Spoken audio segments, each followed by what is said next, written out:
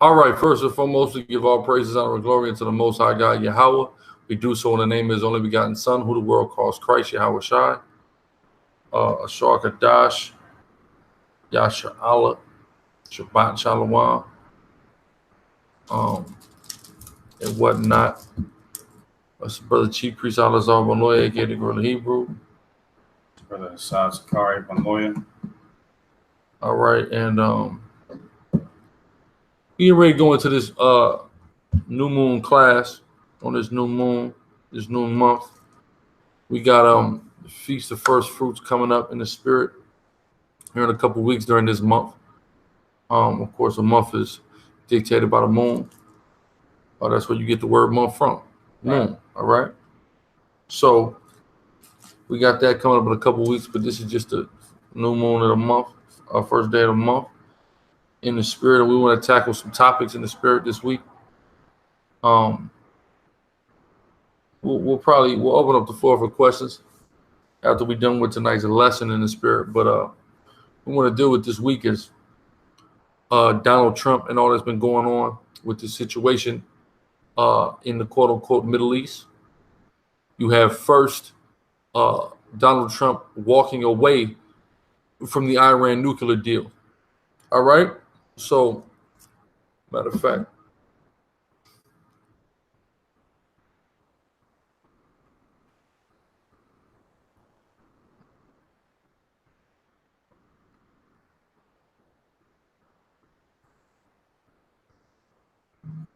a lot of articles on this. Ooh, wee. Man, literally, I was going to ask if you want to get the scripture because they read it, going to do, and I literally opened up 4 o'clock and stuff. What? Yeah, broken his covenant because they read it. Okay. Want to read that up? Yeah, just 1 second. Okay. Let's read this article to start. We're going to read this article here via The Guardian. So go ahead.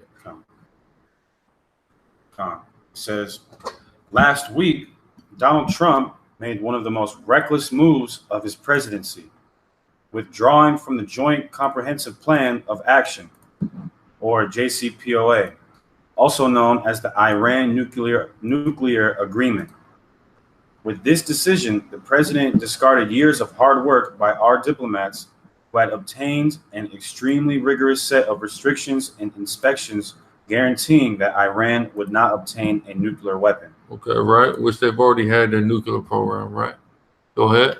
He also slammed the door on a once promising possibility of, detent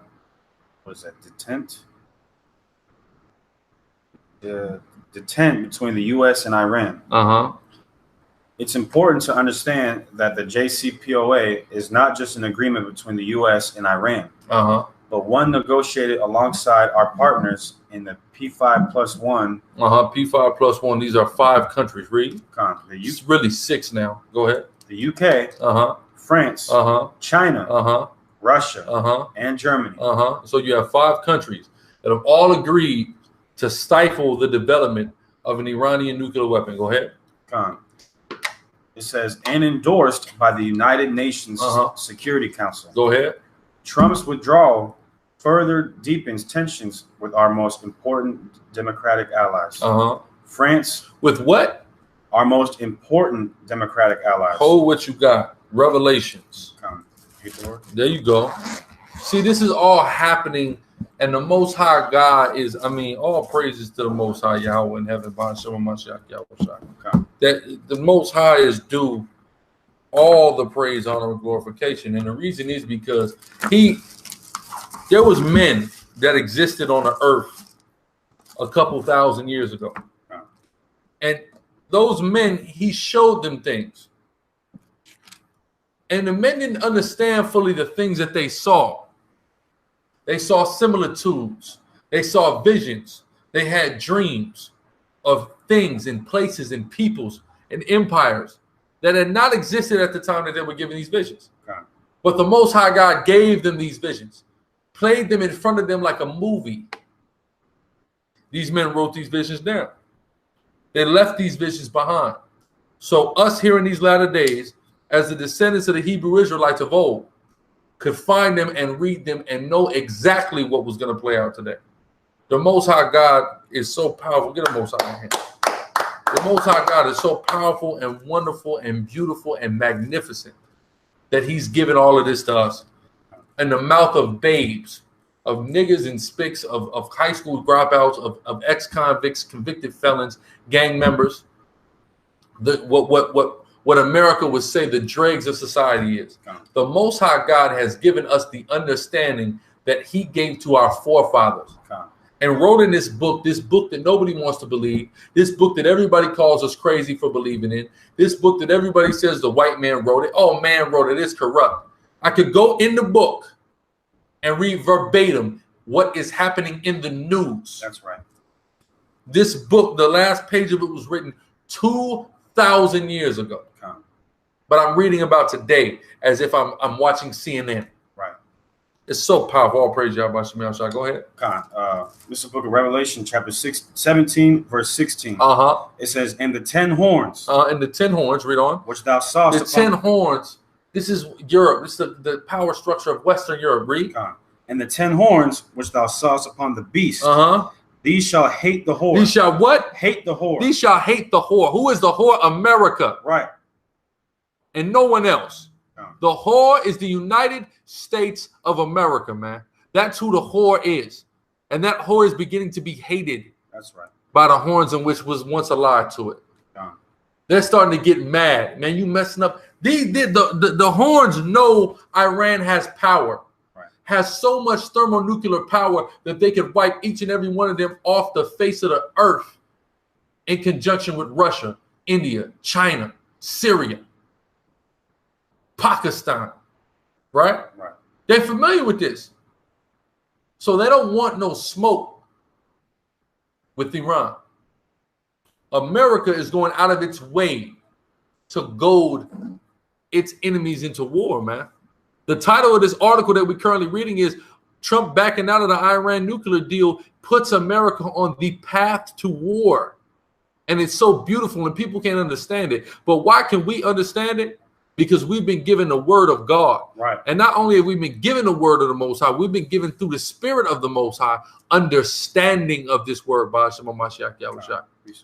And by getting this understanding, we read it, we see what it is, and then we watch it on the news. And other people are surprised. And they don't know what's going on, and they puzzle, and they frightening, and they panic, and they scratching their head, they're trying to figure it out. Meanwhile, through the spirit of the Most High, we got it figured out. Read your precept out. This book of 1 Peter chapter 1 verse 12. Unto whom it was revealed that not unto themselves, read, but unto us they did minister the things which are now reported. You see that? They ministered the things to us, not then, but now they minister to us. Read on. Which are now reported unto you by them that have preached the gospel unto you with the Holy Ghost. That's right. So John saw something then that he didn't fully understand. Right. But we understand it now through the Spirit because it's for the time that we are in currently and presently. So go back to Revelation. This book of Revelation, chapter 17, verse 16. And the 10 horns which thou sawest upon the beast, these shall hate the whore. These shall hate who? The whore. The whore, America. Read. And shall make her desolate and naked. And make her what? Desolate and naked. Meaning be co-conspirators in her destruction. Right. Read. And shall eat her flesh and burn her with fire. That's right. People saying the whore is this and that. People say the whore don't exist yet. Some people are saying the whore is a Catholic church. I want to understand how the horns are going to burn the Catholic church. I would love somebody to rationalize that to me. Let's go to, matter of fact, real quick. Let's go to Nahum real quick because it's talking about the whore, man. Right. And it's important to understand who and what a whore is. Some people are saying the whore is this and that. What verse you at? You know what I need in Nahum? Yeah. 3. It should be about 3. Right here. 4. 3 and 4. This is what a whore is. Read. This is the book of Nahum, chapter 3 and verse 4. Because of the multitude of because of the multitude of the whoredoms. Of the whoredoms of what? Of the well-favored. Of the well-favored what? Harlot. Harlot. What is a harlot? A whore. A well-favored harlot. Context. Verse 1. Let's see what it's talking about. Let's see if it's talking about a religious system. Let's see if it's talking about some hoe walking the blade, right? An ideology, or what is it talking about? Let's find out. Read that. Nahum chapter 3 and verse 1. Woe to the bloody city. To who? To the bloody city. Talking about a place. Right. Geographical locale. Read. It is all full of lies. Is America a bloody city? Yeah. Again, the initial context of this is Nahum prophesying to Assyria, right? But applicably and prophetically, this is a modern day Assyria that we live in. Right. Why? Because in Assyria was a place our people were captive, right? But the whole purpose of reading this is to prove that a well-favored harlot in this prophetic context is talking about a nation, not a system. Read from the top. This book of Nahum, chapter 3 and verse 1. Woe to the bloody city. Read on. It is all full of lies and robbery. The prey departeth not. Then the prey departeth not, right? By the same way of Assyria was a bloody city, America is a bloody city. Full of robbery. America's full of robbery. Even that much more than Assyria. And the prey departeth not. We still here. Jump back to 4. Verse 4. Because of the multitude of the whoredoms of the well-favored harlot, the mistress of witchcrafts. America is another mistress of witchcrafts. Number one, if you just take a look at the way that the capital of America is built, Washington, D.C., you can see how it's a mistress of witchcrafts. Read on. That selleth nations. That selleth what? Nations. Nations. Selleth nations. Selleth Israel as a nation. Then went and conquered different nations and called it their own. Guam, Hawaii, Samoa, the Solomon Islands, the Midway Islands. Selleth nations, read. Through her whoredoms. And families through her witchcrafts. And families through her witchcrafts, man. And all families come to America because they're indoctrinated with the American dream. So in the same way ancient Assyria of this initial context is, it's applicable to America. Read on. Verse 5. Behold, I am against thee, saith Yahweh of hosts, and I will discover thy skirts upon thy face. Read. And I will show the nations thy nakedness. In the same way he did to Assyria, he will also do to America. Read. And the kingdoms thy shame. And I will cast abominable filth upon thee, and make thee vile, and will set thee as a gazing stock. So he had the prophet Nahum prophesy this about a country, not about a system, not about some girl walking down the street, not about some antichrist. Right. He prophesied this about a country, about a place. So this is applicable only to countries and places. Right. What place is this applicable to in this day and time? The United States of America. That's the whore. That's the whore that the horns are beginning to hate. That was in the Revelations. I'll go back. It's Revelation chapter 17, verse 17. It says, for God hath put in their hearts to fulfill his will. He has people programmed. And that's what today's whole lesson is going to be about the Most High God controls Donald Trump. That's right. Because God has people programmed to do what he wants to be done for his purpose. And what is his purpose? The destruction of America and the implementation of the kingdom of heaven on earth under his son, Hamashiach Yahushua, and the rulership of the nation of Israel, blacks, Hispanics, and Native Indians. That's right. That's his purpose. So all of this is working cohesively to the purpose of the Most High Yahweh. Right? Go ahead. And to agree and give their kingdom unto the beast. That's right. Until the words of the Most High shall be fulfilled. That's right. Unto the beast. That's that NATO and EU power structure. So now let's go back. Where was we at? To the article. Let's go back to this article here. Salakia. I'm going to just start, not the beginning, but where we left off. It says, it's important to understand that the JCPOA is not just an agreement between the U.S. and Iran, but one negotiated alongside our partners in the P5+1. With 6 other countries, read. The UK, France, China, Russia, and Germany. Right? So we got the UK, France, and Russia. I mean, in Germany, rather. Those are 3 of the horns. And those are the horns that are beginning to hate the whore. Go ahead. And endorsed, because that all deals with the common markets, man. Right? Go ahead. And endorsed by the United Nations Security Council. Trump's withdrawal further deepens tensions with our most important democratic allies. Our most important democratic allies, aka the horns. Read. It says France, the United Kingdom, and Germany. 3 of the horns. Read. all continue to support the agreement and have consistently said that it is in their own national security interest. Exactly. What France and what the UK and what Germany is saying is, it's not smart for us to not diplomatically deal civilly with Iran. It's not smart for the safety of our citizens to live in fear of thermonuclear attacks from Iran and its allies. What America is doing is making us vulnerable and susceptible to those things. And this is what is going to turn them against America. Right? I recently watched a show called Ballers, starring the brother of Rock, Dwayne Johnson. And he was dealing with this wealthy casino owner in Vegas. Wealthy casino owner in Vegas, right? And what his goal was to bring football to Las Vegas in this show. Bring a major National Football League franchise to Vegas. It ended up being the Oakland Raiders, which enough actually are moving to Vegas, right? In that show, he's dealing with this dude, and then another group rises up, and they want to bring football to Vegas. So the way the NFL works is you have to present yourself before the board of owners, before all the owners of all the teams, and they have to allow you, they have to vote you in order for you to own an NFL franchise.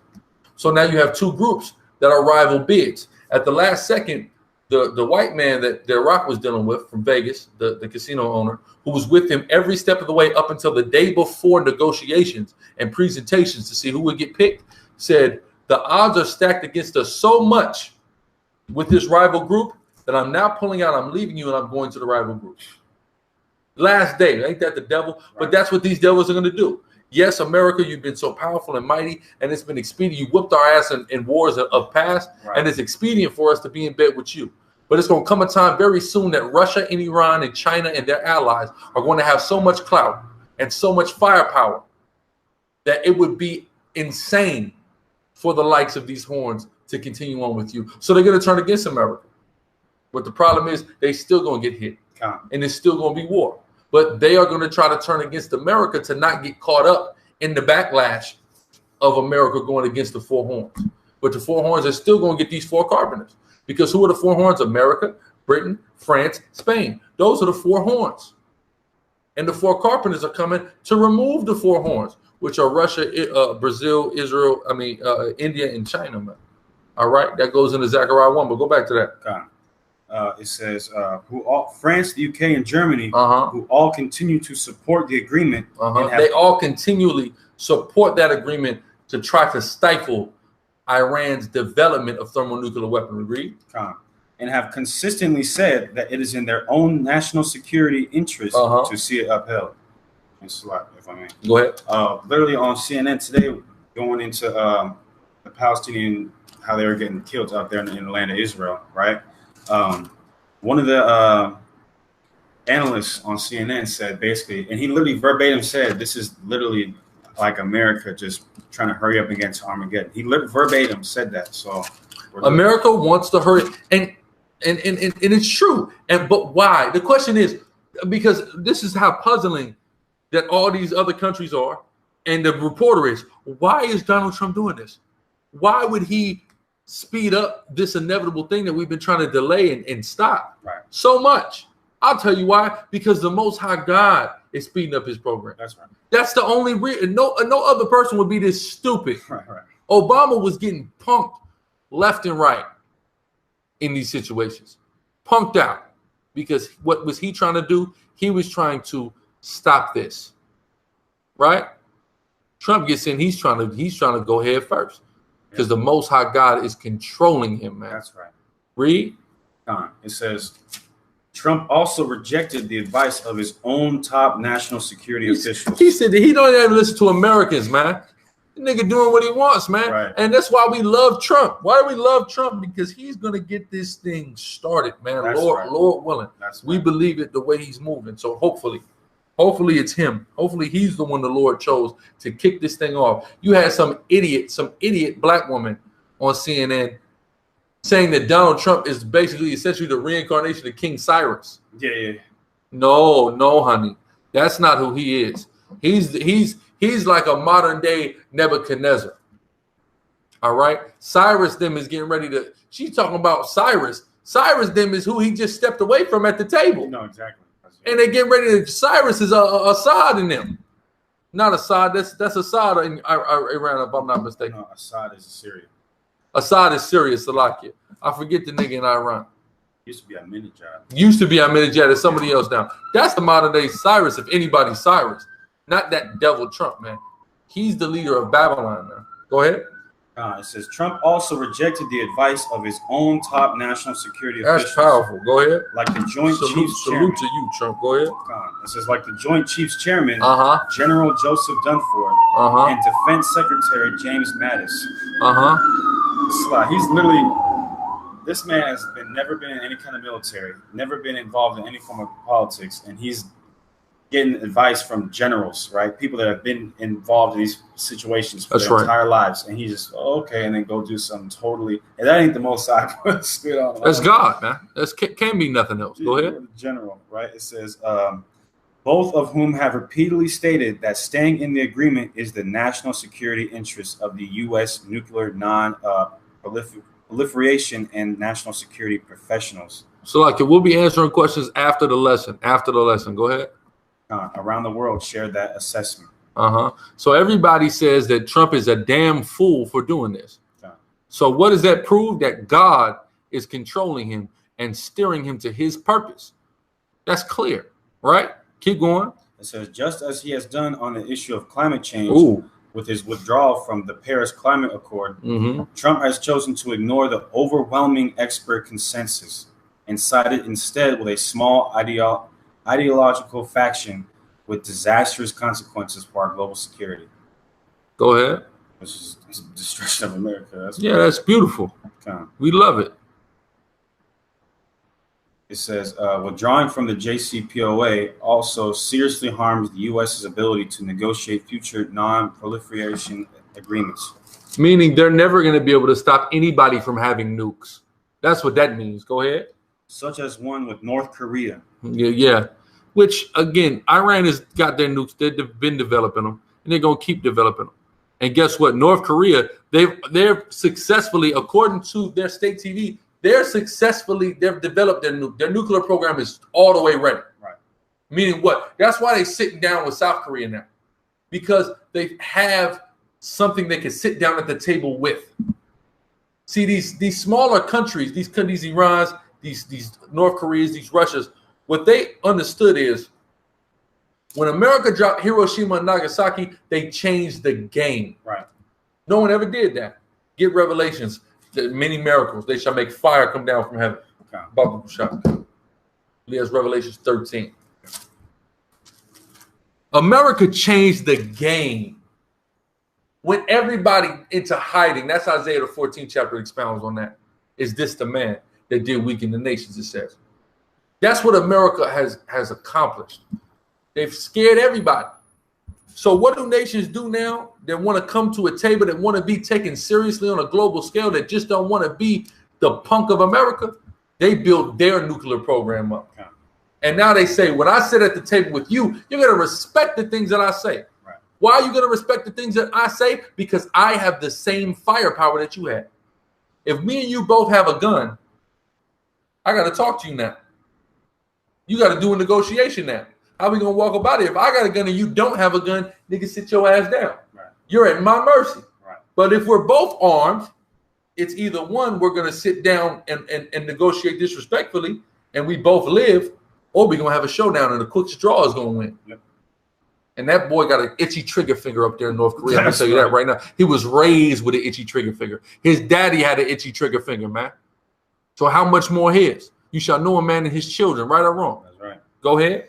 This book of Revelation, chapter 13 and verse 13. And he doeth great wonders. He doeth what? Great wonders. Great wonders. Read on. So that he maketh fire come down from heaven. That's what America has done. He's made fire come down from heaven. That was Hiroshima and Nagasaki. Read on.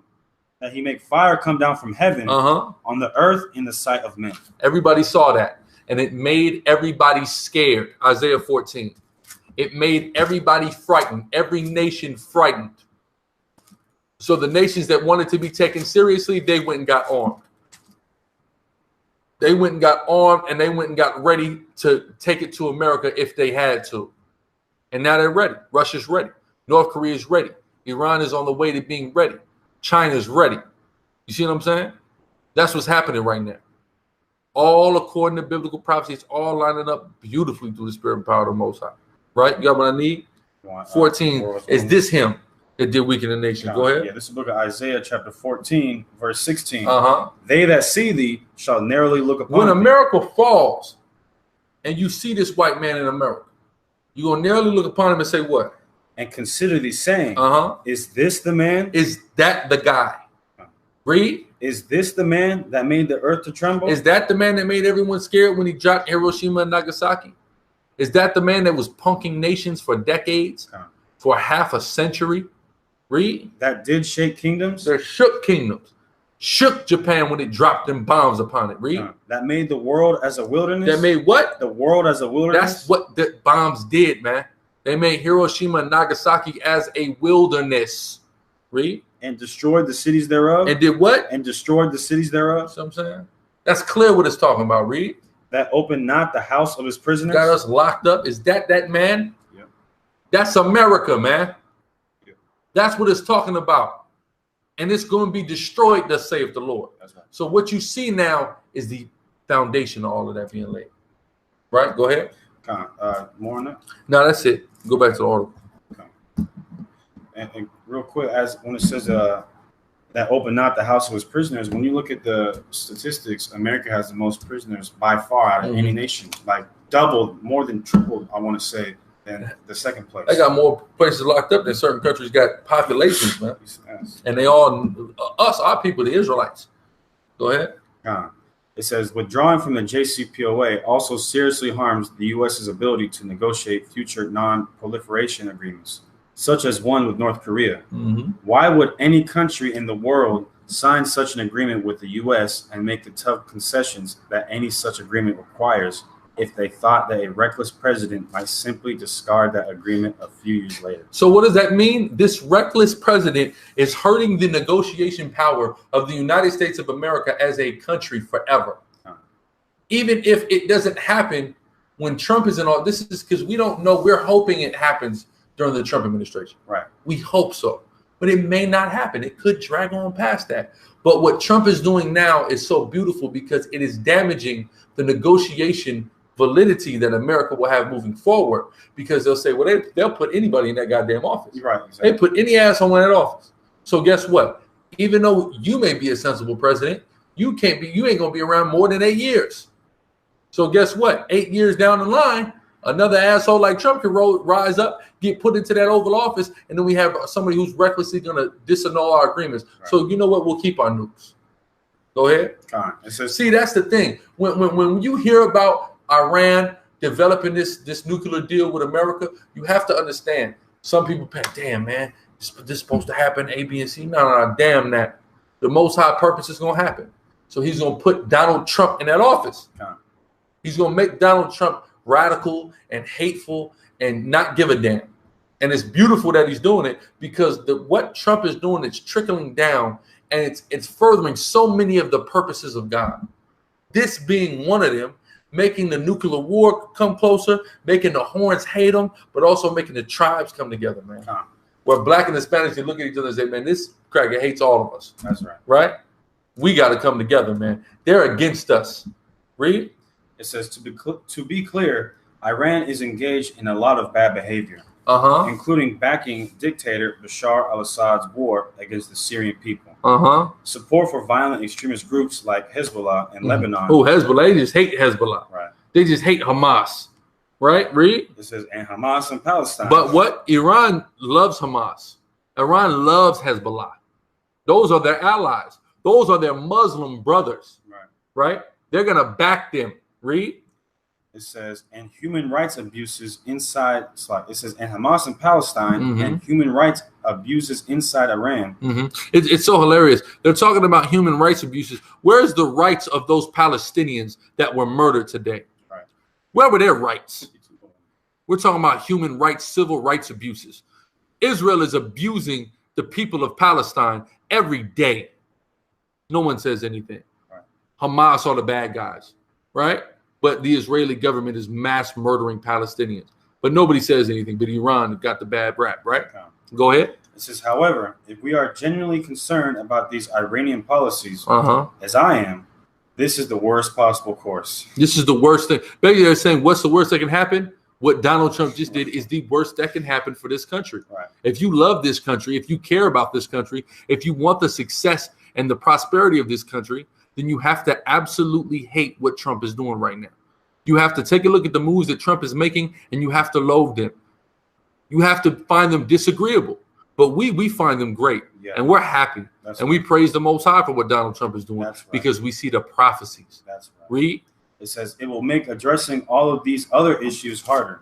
Unfortunately, we heard no strategy from Trump. He don't even have a strategy. Nigga don't even got a plan.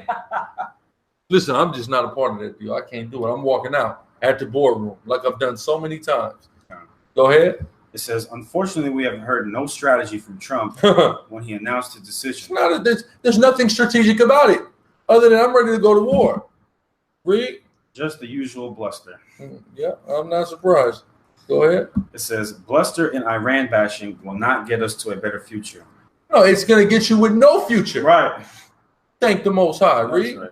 We need to continue to try to talk with Iran's government. Yeah, one of y'all try it. Right. Because your president is done talking. He don't want to talk. He don't want to talk. Go ahead. Seek a better relationship with the Iranian people.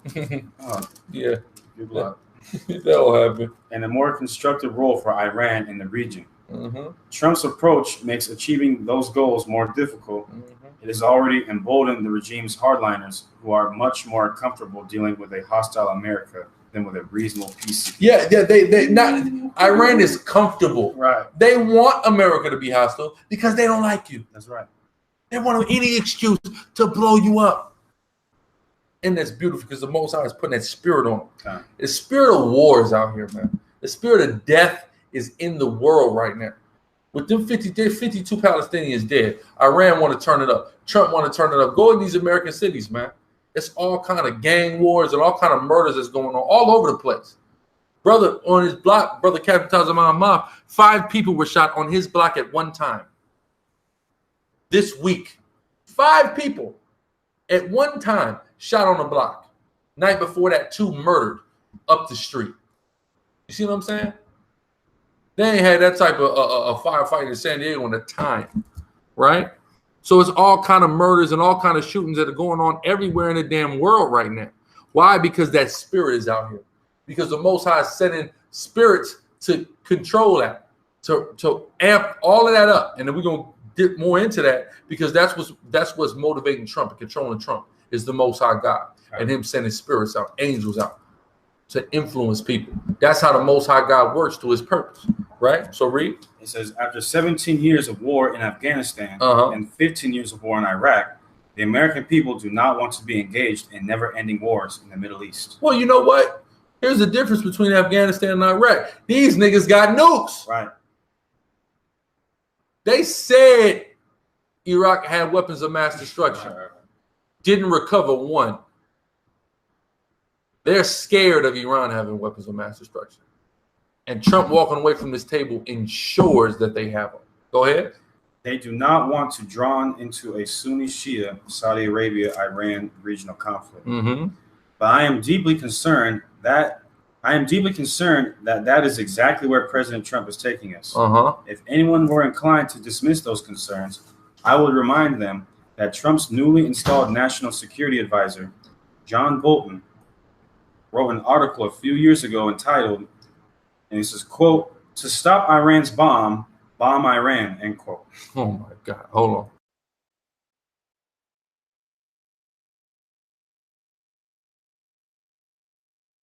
He said to stop Iran's bomb Iran. I mean, that's literally the only solution. That's why I said when you both got guns, it's going to be who's going to get to the draw the fastest. That's the only thing that can happen at that point, right? So read.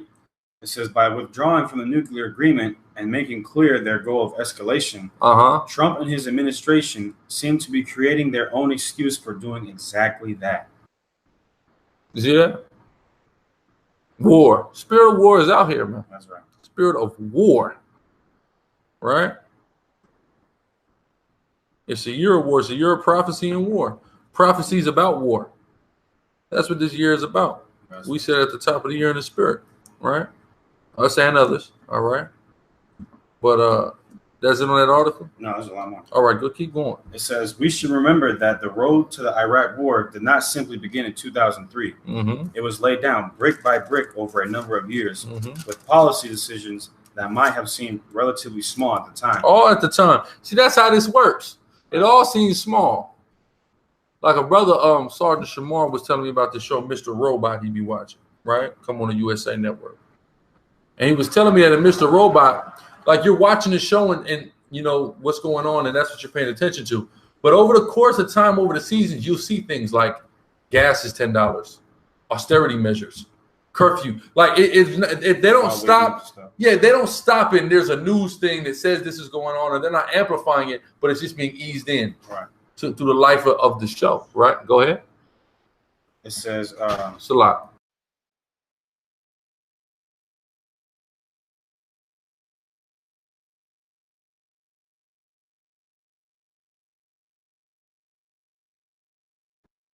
it said, it's a lot. With decisions that might have seemed relatively small at the time, but that ultimately led us to the worst foreign policy blunder in our history. Go ahead.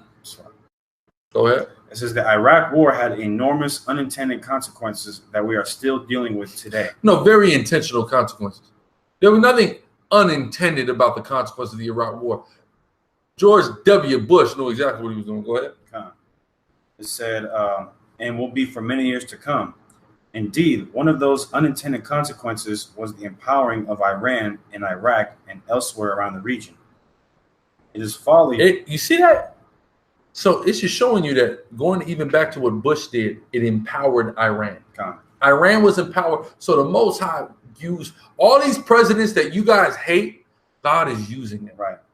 He's using them to do all kinds of things that are. This is why you people hate them, because you love this place. And what they're doing is sealing the imminent destruction of this place. That's the right. inevitable destruction of America.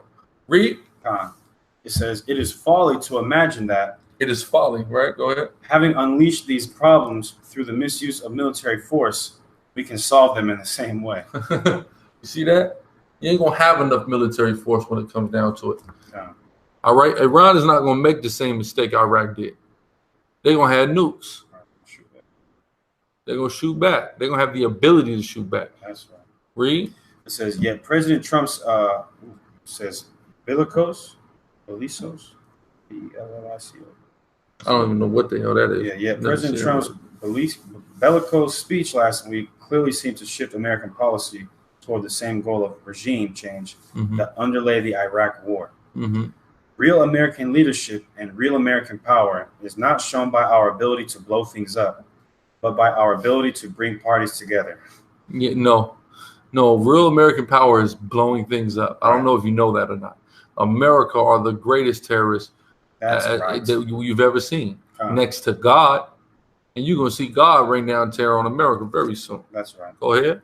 It says to forge international consensus around shared problems and then to mobilize that consensus to address those problems. Yeah, that's the American way, isn't it? Yeah, that's, if I may. It's like, tell that to the Vietnamese, man.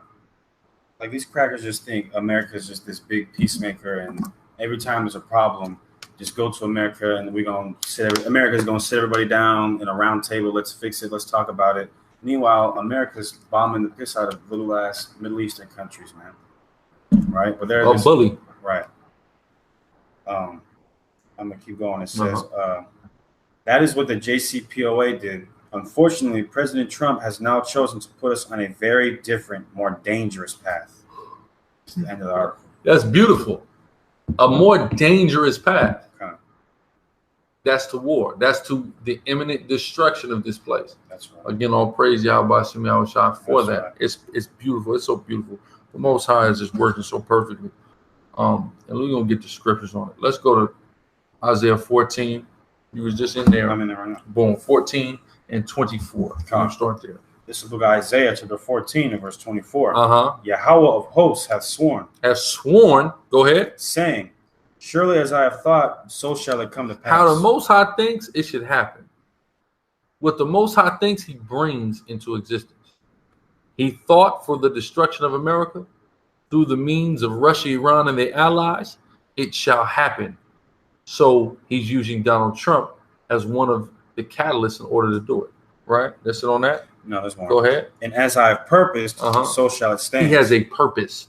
His purpose is for America to fall.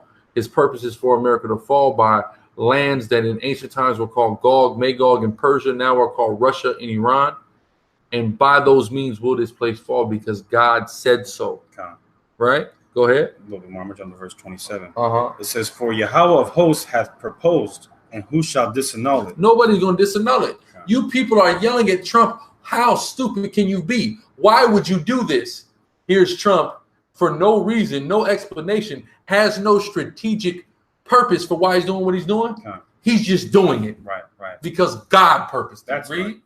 It says, for Yahweh of hosts hath purposed, and who shall disannul it? You can't do anything about it.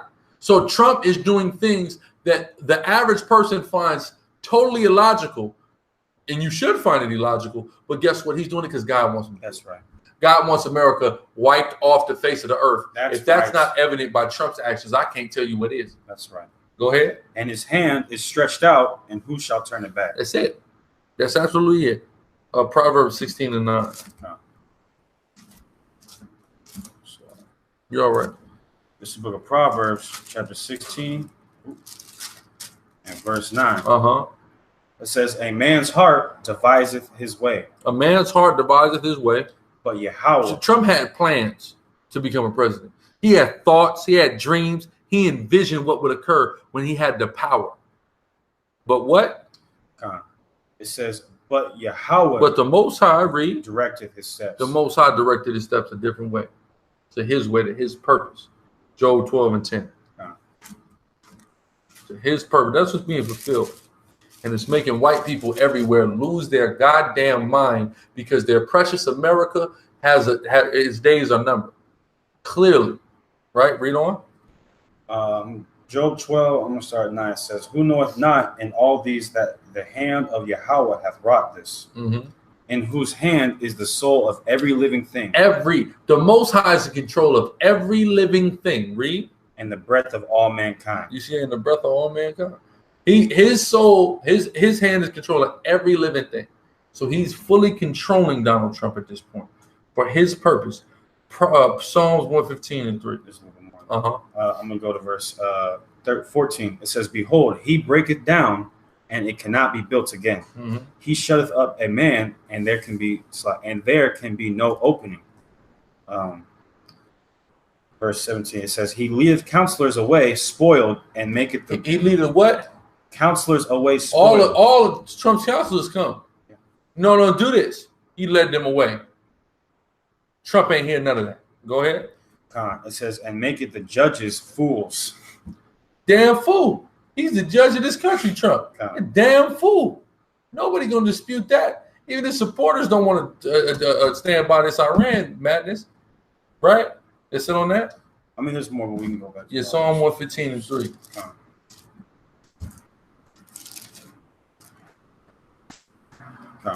This book of Psalms, chapter 115 and verse 3. But our God is in the heavens. He hath done whatsoever he hath pleased. What he done? What?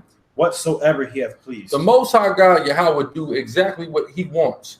And that's seen on the earth. He controls what we see here on the earth. So what he wants to happen is what's happening. As is written, thy kingdom come, thy will be done. So the will of Yahweh is what we see every day. Proverbs 19:21.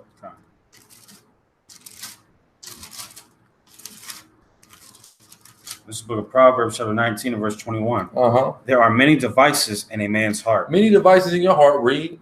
Nevertheless, the counsel of Yahweh, that shall stand. So no matter what you think of what you want to do, it doesn't matter. What God wants to happen, what Yahweh wants to happen, that's what we're going to see happen. That's what we're going to see occur. And what we're seeing now is what the Most High God wants to happen. Very clearly. You want America to be at peace. You want Iran not to have a nuclear weapon. God makes Trump walk away to ensure that Iran has a nuclear weapon. that ensure that there is no peace, to put America on an inevitable path to war. That's right. Thus say geopolitical forecasters. That's right. Right? Listen on that. Okay. Where we at? Back to Psalms 22 and 28.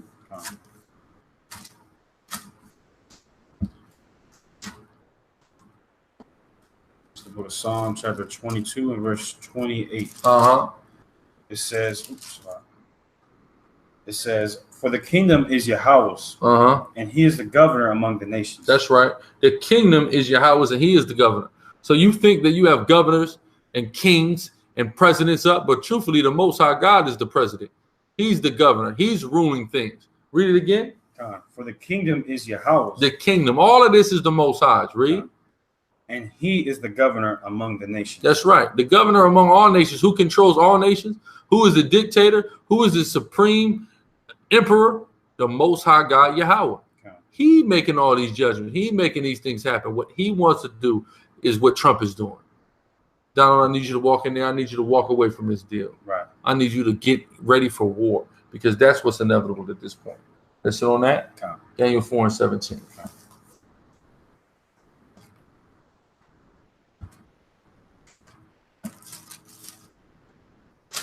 This is the book of Daniel, chapter 4 and verse 17. This matter is by the decree of the watchers. Read on. And the demand by the word of the holy ones. To the intent that the living may know. All living people need to know what? That the Most High. That God, read. Ruleth in the kingdom of men. He rules amongst men.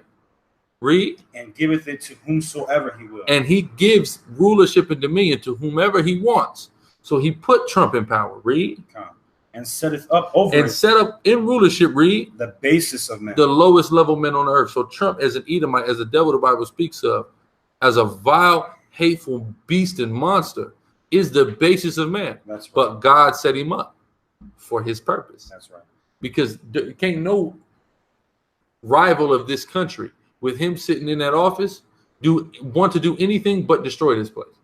That's the only, like, if you're a country and you just hate America, but then here comes everything that you hate about America rolled up into one, and he becomes president. He's arrogant. He's a capitalist. He's racist. He's oppressive. He doesn't care about anybody but himself. Right. All the things about America that everybody hates rolled into one. What else are you going to want to do but destroy the place that he governs over? Exactly. What else does Iran want to do? What else does Russia want to do but make this country cease from existing, especially with this devil one? So the Lord has set up the basis of men. That's right. Right? So let's go to Exodus 7 and 13. You had a point? Yeah, I had a okay, go ahead. Because just like the brother was saying, literally Donald Trump is the manifestation of all these negative stereotypes that people have of America. Like racist, fat, bigot. That's right. That's what Donald Trump is. And the Most High got him set up so all these countries can look around and just hate America. That's right. Ultimately destroy it. That's right. Right? Exodus 7:13. This is the book of Exodus, chapter 7 and verse 13. It says, and he hardened Pharaoh's heart, and he hearkened not unto them. God hardened Pharaoh's heart so he wouldn't listen. When Moses and Aaron kept coming to Pharaoh and saying, let our people go, Pharaoh might have done it, but the Most High hardened his heart to ensure that he wouldn't do it. In the same way, Trump could have walked in there and continued that Iran deal. Instead, the Most High hardened his heart. See, the Most High is pulling all the strings. He's totally in control. He's the puppet master here, man. We living in a big Sims game, and the Most High got the controller, and he's doing what the hell he want, when the hell he want. Period. The Most High God is in control. Finish that? It says that he hearkened not unto them as Yahweh had said. You see that? The Most High said that he wasn't going to do it. He told Moses ahead of time that he planned to harden Pharaoh's heart, but you got to go anyway and talk to him. This is the way it's got to play out. Right. This is Most High script.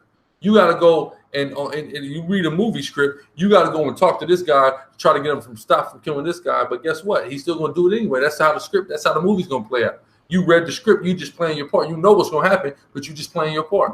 Why? Because that has to happen. That's how the plot builds. You understand what I'm saying? So this is the Most High's movie, and he's just dealing with plot development right now. He's making it good. Get your popcorn. Just when you thought America was smooth sailing, here comes a damn monkey wrench. Donald Trump come up in here messing everything up. that brown nose and Obama tried to undo.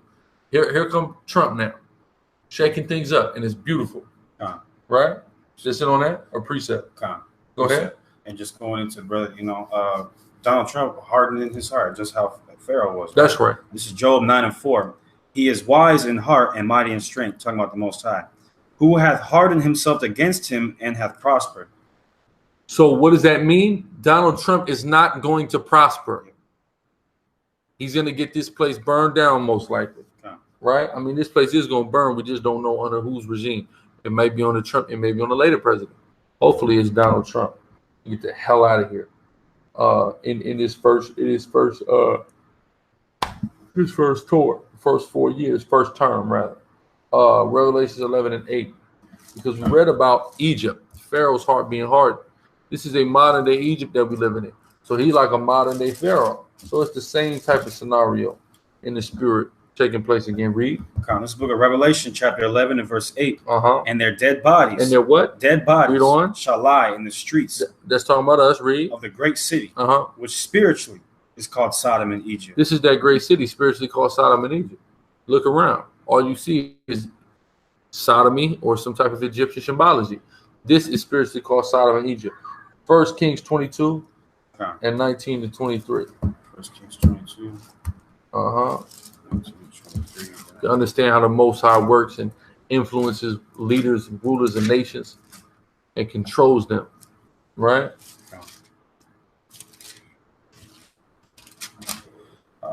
1 Kings chapter 22 and verse 19. And he said, hear thou therefore the word of Yahweh. I saw Yahweh sitting on his throne, and all the hosts of heaven standing by him. Read. On his right hand and on his left. So you got angels and demons on the right and left hand side. Read. And Yahweh said, who shall persuade Ahab? So he's having a council. I have a purpose. My purpose is dealing with Ahab and Ahab's death. So we ask all the spirits, angels and demons, who shall persuade Ahab? Read. That he may go up and fall at Ramoth Gilead. I need him to die here at this specific battle. If he gets to this battle, he will die. How are we going to get him to this battle? The Most High asked the spirits. Read. And one said on this manner, and another said on that manner. So here all these men are. They trying to get the job. They trying to please their creator, their master, the Most High Yahweh. So here are angels and demons coming up with the strategies that they are planning to utilize in order to cause Ahaz to go to this battle to meet his death. Read.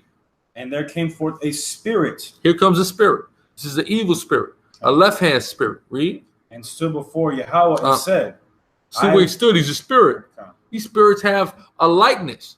Read. And said, I will persuade him. I'm going to persuade him. How? Verse 22. And Yahweh said unto him, wherewith? How you going to do it? Read. And he said, I will go forth, and I will be a lying spirit in the mouth of all his prophets. So this David said, I'm going to hop on all the prophets in the northern kingdom. I'm going to turn them into liars except one. I'm going to turn all these niggas into liars, and it's going to cause this dude to go into this battle because all the prophets are going to prophesy that he's going to win the battle. Read. And he said, so it's confident. You know, a lot of people, when you feel like, okay, I'm definitely going to win this fight, it makes them more, sound in mind with walking into the fight. It's easier for them. Oh, I'm going to win for sure. So all the prophets told him, oh, you're going to win for sure because they're lying their ass off because they know he's going to lose. But this lying spirit got up on him to lie to the king, except one prophet. Read. And that prophet's giving this testament. Most I showed him this vision. Read. And he said, thou shalt persuade him and prevail also. And prevail. So the Most High said, you will persuade this man and you will prevail because this prophet revealed this vision unto Ahaz. Ahaz still took his ass to Ramoth Gilead and still ended up in a damn box. Right? Read. Go forth and do so. I said on that, 23, right? No, that's 23. Guys. Okay, go ahead. It says, now therefore, behold, Yahweh hath put a lying spirit in the mouth of all these thy prophets. I'll put that demon on them guys. Go ahead. And Yahweh has spoken evil concerning thee. He's spoken evil because he wants this guy to die. In the same way as he putting spirits on Trump to make Trump do what he's doing, all to the inevitable judgment of America, Babylon, the Great, the Whore. Period. He wants this place dead. Right? Daniel 10 and 12. The 13. This book of Daniel. I appreciate that. This is the book of Daniel, chapter 10, verse 12. Then said he unto me, Fear not, Daniel, for from the first day that thou didst set thine heart to understand and to chasten thyself before thy power, thy words were heard. That's 3 weeks he was fasting. He chastised himself. So he said, from the first day your words were heard. The angel's explaining to him after he comes 3 weeks into Daniel's fast. Start from the top. 10 and 1? No, 10 and 12. So like this book of Daniel, chapter 10, verse 12. Then said he unto me, read. Fear not, Daniel. Don't worry, Daniel. Read. For from the first day, from the very first day, read, that thou didst set thine heart to understand, that you started to fast to get understanding, read, and to chasten thyself before thy power. Oh, hold on, y'all. 1 second.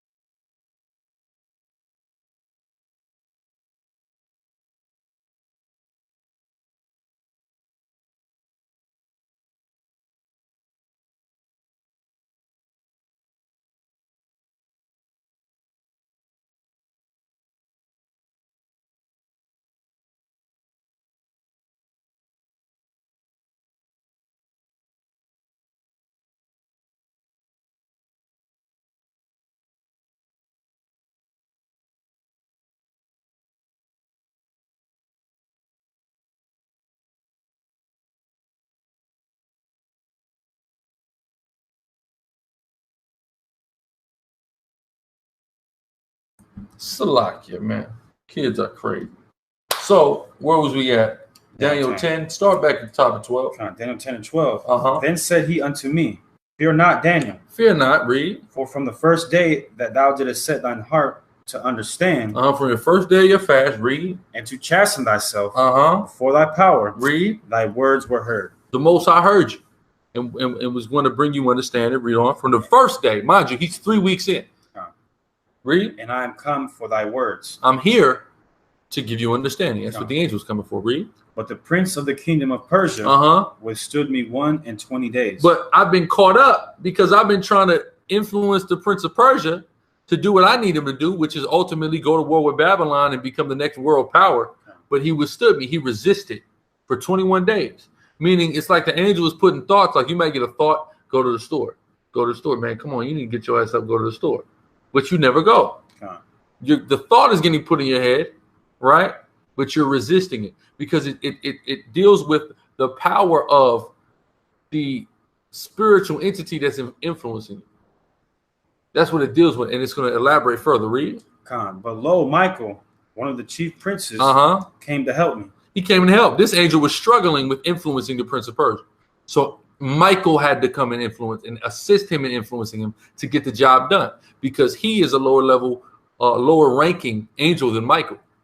So he wasn't quite fit for the job. He didn't quite have the spiritual strength to influence the prince of Persia. So Michael had to come.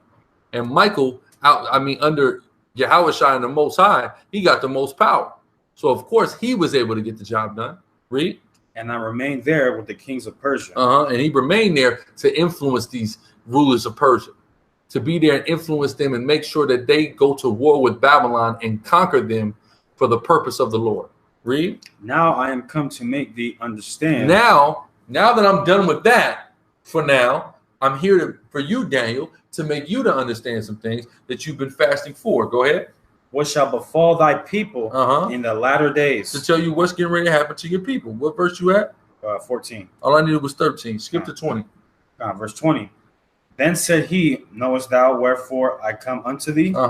Read. And now will I return to fight. Now I done gave you the breakdown. Now I got to go fight. Read. With the prince of Persia. Now I got to go fight with the prince of Persia, meaning I got to get on the side of the prince of Persia and celestially be there to muster the strength of his terrestrial hosts and armies to fight against Babylon, to rise up the great Medo-Persian Empire and the power.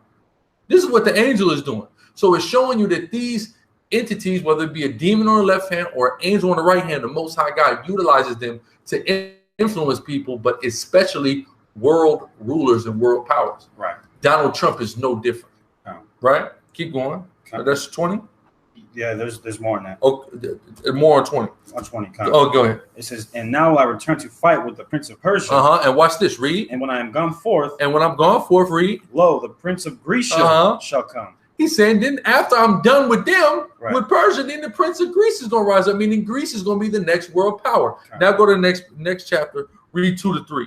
Real quick, which proves when it says, and there was a war in heaven, Michael and all his, it's not talking about a literal.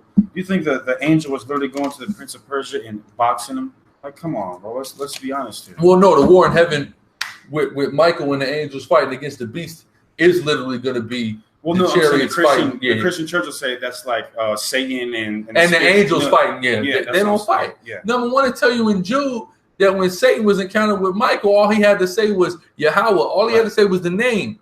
It's to command him in the name, and it stopped Satan in his tracks. Okay. So they're not up there having a war like that. How they fight is, it's literally the same as gaming. That's the easiest metaphor to put it in. It's like instead of me and this brother going head up and fighting each other fisticuffs, we say, all right, nigga, we're going to turn on fight night, and who can whoop who ass on fight night. Right. And that's how we're going to do it, right? That's literally how they're fighting, but with us. They're trying to influence us to do these various things. And whoever side the Most High is on, whatever purpose the Most High has, that's who's going to prevail, right? So read. Daniel. The Most High might give somebody an assignment, and they fail their assignment. Right. Just because you were given an assignment, it does not ensure that you are going to prevail. But the Most High, when He assures you you'll prevail, then you prevail. Like in the case of that lying demon, that lying spirit that went out to the man, he said, "You will do this, and you will prevail. This will work. This will cause him to go to Ramoth Gilead to fight in a war that he will lose his life in." Right? So go ahead. Look at Daniel chapter 11, verse 1. 2 to 3. Verse 2. And now will I show thee the truth. The what? The truth. Read. Behold, there shall stand. The angel still talking to Daniel. I'm going to show you the truth before I got to go back to Persia. Read. Behold, there shall stand up yet 3 kings. 3 kings. Read. In Persia. In Persia. Read. And the 4th shall be far richer. Gonna be the greatest one. Gonna be the richest one. The 4th one, read. Than they all. And by his strength, through his riches, he shall stir up all against the realm of Grecia. You see that? Through his strength, through his riches, through the great wealth that he comes into, Greece gonna rise up and come against him. That's Alexander. That's what he's showing them, the prophecy. And this angel is actually going to be a part of all this and going to be a driving factor in influencing all of these kings in order for the purpose of the Lord to happen and for the vision that Daniel broke down of Nebuchadnezzar in that dream of that statue could all come to pass through the Spirit. Read. God. It says, and a mighty king shall stand up that shall rule with his great dominion. Alexander the Great. With great dominion. And do according to his will. That's 3. That's 3. Lesson on that. Oh, you got a precept? Yeah, a precept. So what's going on clearly is the Most High, just like in times of old, is using his celestial spiritual forces that exist in another realm, at what they call the 4th dimension or the spiritual realm, to influence what's going on here on our terrestrial realm in the 3rd dimension to his purpose, to the purpose of the fulfillment of the prophecies that he put in this book thousands of years ago. And it's beautiful, it's marvelous in our eyes. Go ahead. This is the book of SICARRI, chapter 16 and verse 15. The Lord hardened Pharaoh that he should not know him. That's right. That his powerful works might be known to the world. So it's the same way he's hardening Trump and other world leaders for the same purpose, for his works to be known in the earth. Right? Get Ephesians 6 and 12. Because that's what's going on here. It is a war in a spiritual realm. And so many of our people think so carnally, they're not understanding the spiritual war that's going on here. They're not understanding. But through the Spirit and power of Yahweh B'Shem Yahushua, we're trying to give y'all the understanding. Read that. This is the book of Ephesians, chapter 6 and verse 12. For we wrestle not against flesh and blood. We wrestle not against flesh and blood. Too many of our people think this fight is so flesh and blood. It's not flesh and blood. Read. But against principalities. But against principalities. Read. Against powers. Against the rulers of the darkness of this world. You see that? So that's what you're fighting against. You're fighting against spirits. These spirits is hopping on you, and that this doesn't just translate to world leaders and global events and prophecies playing out. This translates even to the micro level, to you as an individual, and the spirits and the demons that's hopping on you, that you have to be girded properly to fight through the Spirit with these words. You have to be girded to be able to combat these spirits, because these same spirits is going to hop on you and try to influence you to destroy your goddamn self. That's right. Are you going to be good enough to fight and withstand these spirits as the Prince of Persia withstood that angel 21 days? He had to go get Michael, because what's going to happen is that demon going to get on you. You withstand that demon, he going to go try to get reinforcements. You got to be able to withstand that. So you got to gird yourself, right? And don't be like Trump. Trump getting totally controlled as like a robot. Right. You see what I'm saying? His moves is clearly showing that, right? Go ahead. It says against spiritual wickedness in high places. That's what we fighting against through the spirit. Okay. Period. Any other precepts? Yeah, I got precepts. You all right? Oh, wrong way.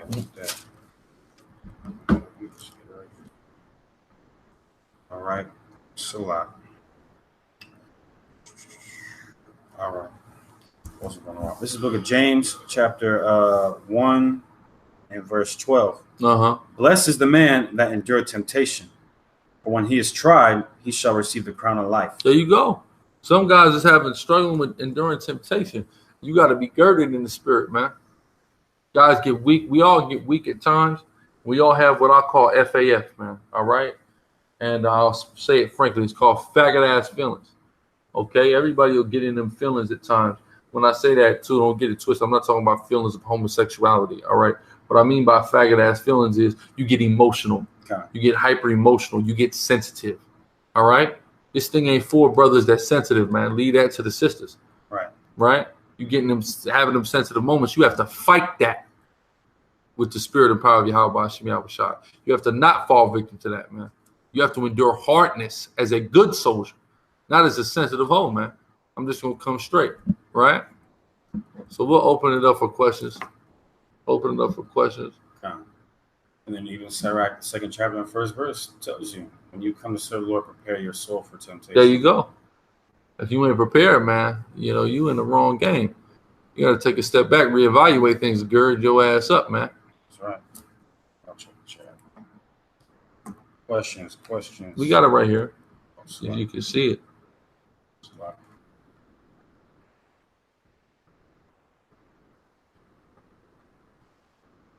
Shalom, Daniela. Go ahead.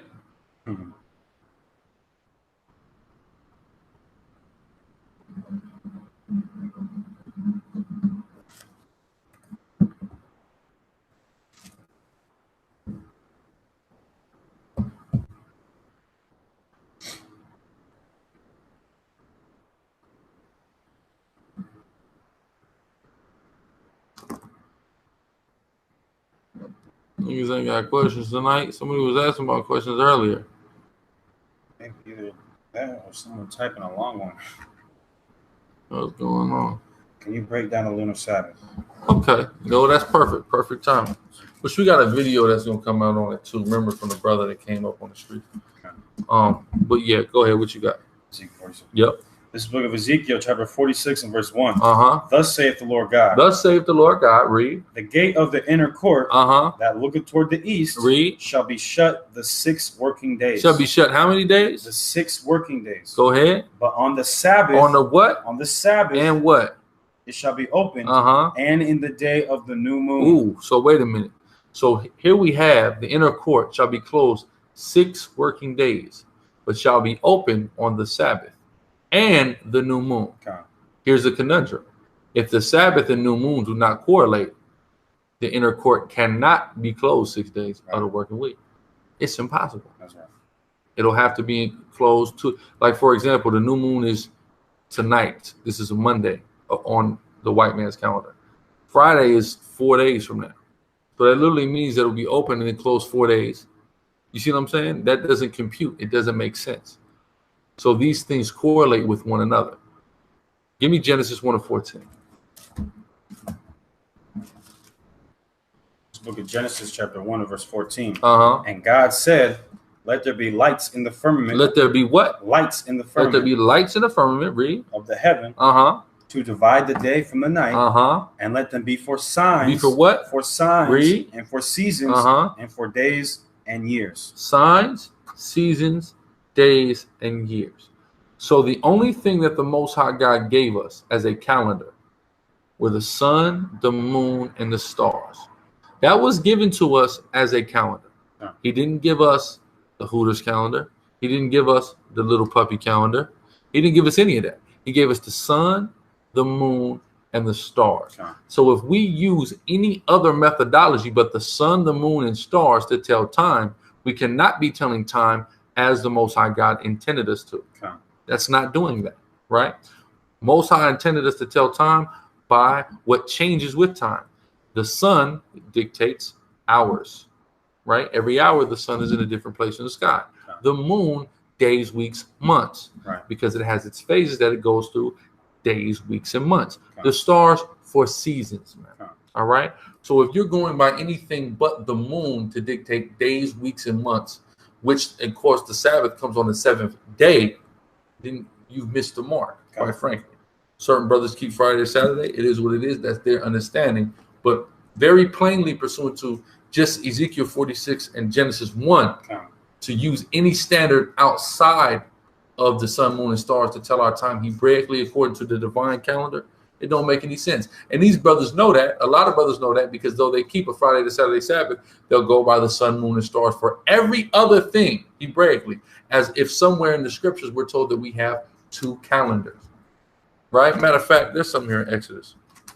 I'm going to find it real brief.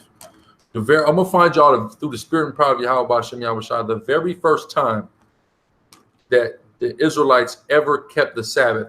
An argument that people say is, well, God rested the seventh day. Give me that in Peter's, a day to the Lord, real quick. Because a lot of people don't understand the creation didn't happen over the course of 7 24-hour days. All right, that's a common misconception that people have that lead them to come to an erroneous conclusion in regards to how you dictate the Sabbath. The Sabbath is made for man. Therefore, the Sabbath that the Most High and the angels and Yahushua who were celestially creating observed is totally separate from that in which we are told to have. And I'll break that one down in a second, but go ahead. This book of 2 Peter 3 and 8. But beloved, be not ignorant of this one thing, that one day is with the Lord as 1,000 years. So we're being told by the Apostle Peter, do not be ignorant that a day to the Lord is 1,000 years. Don't be ignorant to that. So if you say that, well, God rested on the seventh day, you're ignorant, because that's not Friday to Saturday. 7 day to God is entirely different, is 1,000 years, right? And people will say, well, and then they'll use that logic and say, well, we can't go by the moon for the Sabbath because the moon was created on the fourth day. Well, we didn't exist until the fifth day. So it was created for in the preparation that we would need it in order to tell time. That's what it was created for. 1,000 years before we existed, we meaning people, right? So that, again, doesn't make sense. Real quick, I want to take y'all to the very first time that Israel ever kept a Sabbath through the spirit and power of Yahweh B'Shem Yahushua. 16 and 23. Now watch this. Watch this. Let's go up. No. Read 23. This book of Exodus, chapter 16 and verse 23. And he said unto them, this is that which Yahweh hath said. Tomorrow is the rest of the holy Sabbath unto Yahweh. Tomorrow is the rest of the holy Sabbath unto Yahweh, right? Read. Bake that which you will bake today, and seed that you will seed, and that which remaineth over lay up for you to be kept until the morning. Exactly, right? So he says tomorrow is going to be the holy Sabbath, correct?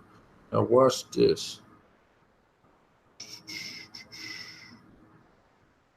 3, correct.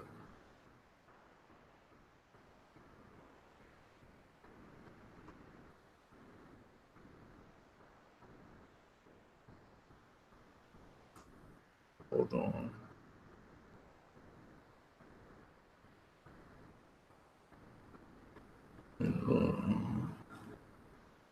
So running this code, I had this ready.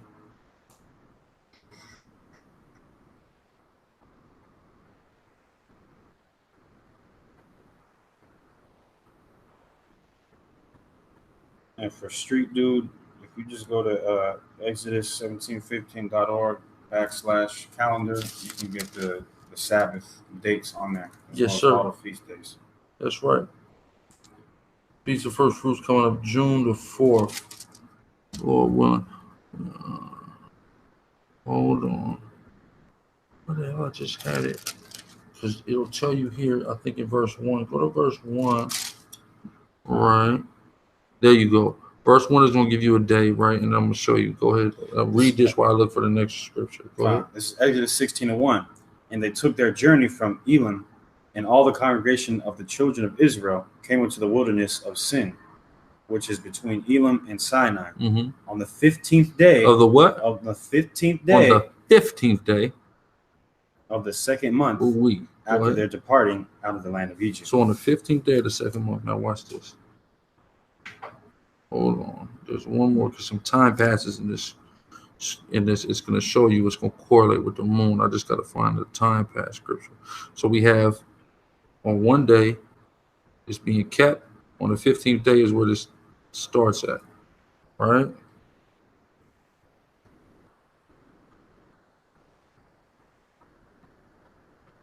Okay, here we go. Here we go. This is what happens. Salaki. Watch this. Okay. So, Salakia, read verse 1 again. Okay. This is Exodus 16:1. And they took their journey from Elim, and all the congregation of the children of Israel came unto the wilderness of Sin, which is between Elim and Sinai, on the 15th day. On the 15th day, read. Of the second month, after their departing out of the land of Egypt. Okay, so there's no disputation that the 15th day coincides with the lunar phase. It's 14 days after the new moon, right? That would be on the day of the full moon, the 15th day, right? So now skip to verse 22 and read 22 and 23. So this starts on the 15th day. Now where are we at? Read. And it came to pass, Exodus 16 and 22. And it came to pass that on the 6th day, 6 days later, that's the 21st day of the month. Read. They gathered twice as much bread, 2 omers for one man. Why? Because that's what you do the day before the Sabbath. That's where you get the day of preparation from. Read. And all the rulers of the congregation came and told Moses. And he said unto them. And he told them 6 days after the 15th, which is the 21st. Read. This is that which the Lord hath said. Tomorrow. The next day. Read. Is the rest of the holy Sabbath. That's the Sabbath. That's the 22nd day. So the very first time that the nation of Israel ever is recorded in history of keeping the Sabbath coincides with the lunar phase, the 22nd day of the second month. That's the first time ever. What are the Sabbaths pursuant to the lunar calendar? The 1st, the 8th, the 15th, the 22nd. Those are from the new moon and every 7 days thereafter. So as we see on record, the very first time the Israelites ever kept the Sabbath, it was in coincidence with the lunar cycle. Is that a coincidence? In addition to Ezekiel 46:1, in addition to Genesis 1, I mean, how many times we got to do it? It's clear through the Spirit and power of Yahweh Shem Yahushua. But if you keep the Friday, Saturday, Sabbath, I'm not going to knock you. I'm not going to try to force it on you. It is what it is. But this is why we keep it, because we clearly believe that this is what our ancient forefathers did, and they didn't follow a Gregorian calendar. Right. And Friday to Saturday hasn't been the 7-day cycle since the beginning of time. I think that's very asinine to believe. If you believe it, again, I don't knock you. Hallow a day, keep a Sabbath, rehearse the righteous acts. We love brothers just the same. We function with plenty of brothers who keep a Friday to Saturday Sabbath. But us here, we keep alone. That's right. Okay, so Lakia. So what do you think about the Enoch calendar? The Enoch calendar, it's a convenient calendar, just like Friday to Saturday is a convenient Sabbath. But you have certain people who keep an Enoch calendar to keep a Friday, Saturday Sabbath, and that's off. You got to keep a Sabbath on Wednesday if you keep the Enoch calendar. But I don't follow the Enoch calendar at all. And because it's in a flawed book, I wouldn't deal with it. Do you think it is possible till a week before the Sabbath? Wait, you think it's possible to tell us a week? Yeah, Salaki, that's what you said. Yeah, go to the thing, yeah. Because I mean we could start doing it as well, but you know, everything is there on our website. Which Bible do we read? Various versions, but predominantly the King James Version. Is that the only questions that was there? Okay, hold on. We got a couple things. So like I'm gonna go up a little bit. Okay, boom. He had that. Brother had asked about the breakdown. Okay. If spirits on the left hand side work for Yahweh, why does he allow them to hop on us? If James says he doesn't tempt men with evil, Why does he allow men to hop? Why does he allow them to hop on us? He doesn't do it from the right side. So we have to understand is a lot of times what's attributed to the Most High is his right side work, his righteousness, and things of that nature. And what's attributed to his left hand work is principally attributed to Satan. So in that context, that's what he's referring to. Count of the zodiacs. All the zodiac sign, as you know it, as we know it today, is totally flawed and off, and is an entirely Greco-Roman construct. Ancient black nations never followed the zodiacs of today. That includes ancient Egypt, ancient Sumer, and most importantly, ancient Israel. Our zodiac dealt with the Hebrew alphabet that you can see in the sky. I don't know why they celebrate no more. See. Ezekiel 20 and 37. Is the Lord bringing Israel into the bond of the new covenant? Yes. After we're delivered, when we're in the wilderness again, we're going to be brought into the wilderness by Yahushua, and that's when we'll be brought into the bond of the new covenant. We're not there yet. It's on. What's your question about Acts 13 and 26? Zebulon soldier. I was told that the 144,000 are the only ones that'll be immortal. No one will be technically immortal. There's one. Give me the scripture. There's one immortal.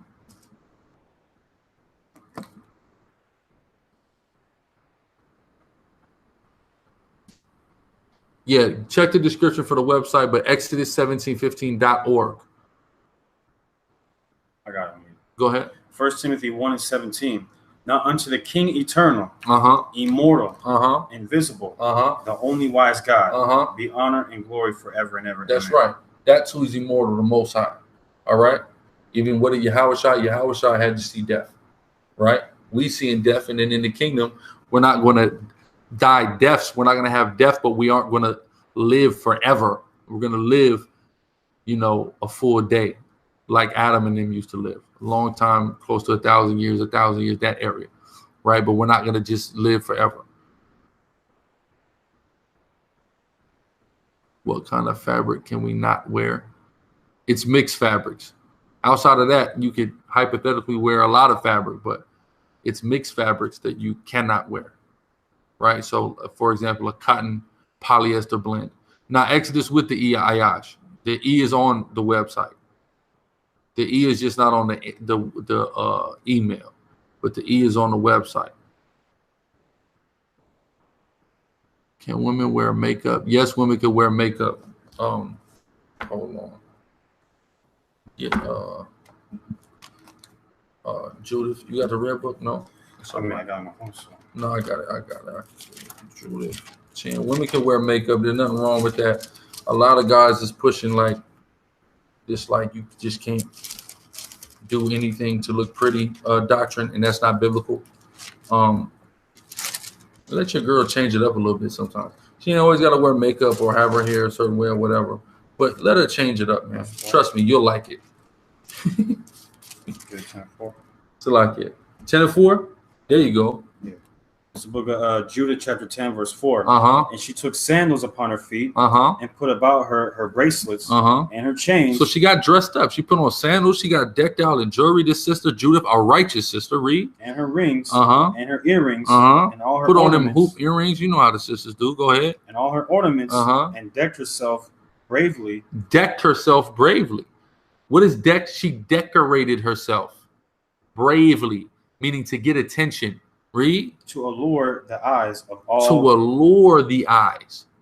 Read. To allure the eyes of all men that should see her. Read on. Then she gave her maid a bottle of wine and a cruse of oil and filled a bag with parched corn and lumps of figs and with fine bread. So she folded all these things together and laid them upon her. Keep going. Thus they went forth to the gate of the city of Bethulia and found standing there Ozias and the ancients of the city, Chabris and Carmis. So like in 1 second. Yeah, there you go. 7. 7 is the point. Go ahead. And when they saw her, that her countenance was altered. That her what? Countenance was altered. How does a woman alter her countenance? By putting makeup on. Read. And her apparel was changed. They wondered at her beauty. They wondered. They said, damn, this is a fine sister. Man. So there's nothing wrong with that. Get it? Can you get it in the GNT real quick? Verse 7. Because verse 7 is going to be, it's going to tell you plain. They didn't use the terminology makeup in the time of King James, right? It says a girl altered her countenance, right? She decorated herself, right? Judith 10:7 in the Good News Translation. When the men saw Judith after she had changed clothes and put on makeup. And done what? And put on makeup. And put on makeup. That's right there. You see? So it's all right for a sister to do it. You know, of course, there's lines to it. And of course, as a husband, you know, you have a say in her allowance in doing so. Okay, so boom. Okay. Isn't Esau the stock of Abraham? Okay, no. What you have to understand is when you start dealing with the seed of Abraham, give me Galatians 4. Give me Galatians 4. Because Paul quantified seed of Abraham, technically Esau, Ishmael, Midian, and several other people are Abrahamic people. But the people who continued in the customs of Abraham and are the forerunners of what is the seed of Abraham is Israel. All right. So we'll expound further. Go ahead. Galatians 4. Yeah, exactly. This is the similar to, I want to start at like 21. Yeah. Okay, go ahead. This is Galatians 4:21. No, it's 22. It says, for it is written that Abraham had two sons, the one by a bondmaid, the other by a free woman. So we got his two sons, Isaac and Ishmael. Isaac, of course, the father of Jacob and Esau. Go ahead. But he who was of the bondwoman was born after the flesh, but he of the free woman was by promise. Read. Which things are an allegory. For these are the two covenants. The one from the Mount Sinai, which gendereth to bondage, which is Hagar. For this Hagar is Mount Sinai in Arabia, and answereth to Jerusalem, which proves Esau in the Arabs. That's right. And answers to Jerusalem. Go ahead. And answereth to Jerusalem, which now is and is in bondage with her children. Go ahead. But Jerusalem, which above is free, which is the mother of us all. So that shows that the Abraham who has right to be called seed of Abraham went through Isaac. Right now, get Romans 9. Yeah. There you go in the spirit. Read Romans 9 and 7. Neither because they are the children, neither because they are the seed of Abraham. Not because they're the seed of Abraham. Read. Are they all children? Are they all children? Read. But in Isaac shall thy seed be called. Again, disqualifying Ishmael. Read. That is, they which are the children of the flesh, these are not the children of God. You see that? They can't be called the seed of Abraham. Even though technically they are, when we're dealing on a spiritual level, they can't be called the seed of Abraham. They're not. That's why they have Islam. Read. But the children of the promise are counted for the seed. That's who's counted as the seed of Abraham, the children of the promise. Read. Keep going, because we got to get Esau out of there. Go ahead. For this is the word of promise. At this time will I come, and Sarah shall have a son. And not only this, not just this. Read. But when Rebekah. Okay, so this promise carries on to Rebekah. Read. Also had conceived by one, even by our father Isaac. That proves he's talking to the Israelites. Yeah, exactly. Our father. You see that? To the Romans, our father Isaac. Read. For the children being not yet born. Not yet born. Read. Neither having done any good or evil. That the purpose of God according to election might stand. What's the purpose? That the Israelites become the children of the promise. Read. Not of works, but of him that calleth. Read on. It was said unto her, the elder shall serve the younger. As it is written, Jacob have I loved, but Esau have I hated. Showing you that Jacob are the children of the promise. That's right. He loved Jacob by giving him the promise, hated Esau by rejecting them. You see that? That's right. That's who the children of the promise are. So we are the seed of Abraham in that sense. Right? If you got another precept? Romans 9:4. Okay. Who are Israelites, to whom pertaineth the adoption and the glory and the covenants and the giving of the law and the service of God and the promises. Not Esau, not Ishmael. So we are exclusively the stock of Abraham in that context. So what is the explanation of Matthew 22 and 30 and Mark 12 and 25 concerning not being married or given in marriage, being as the angels? That's talking about in the spirit realm, people don't have sex because we're spirits. That's all that's dealing with. Some people will say Esau is not white because the Hebrew word Laban is not used. How do you respond to that? Well, he's not white. White people have called themselves white to trick people because white is synonymous with purity. Right. They're not white. These pages of this Bible is white.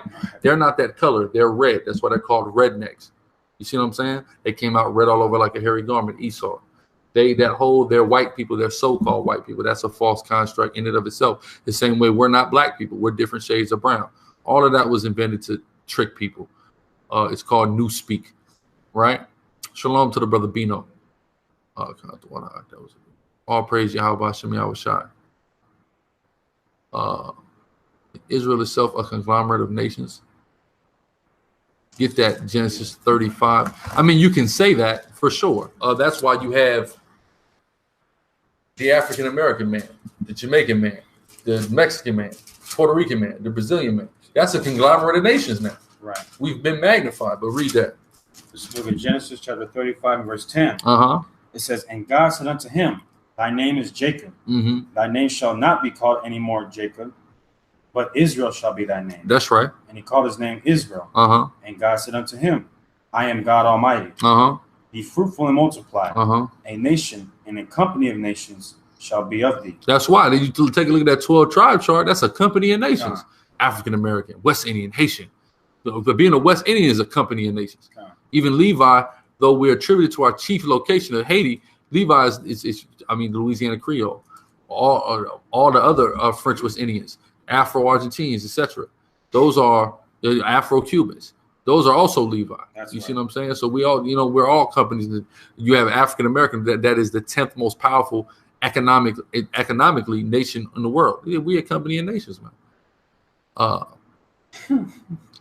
How many wives can we have? Hey, listen, as many as you can handle, brother.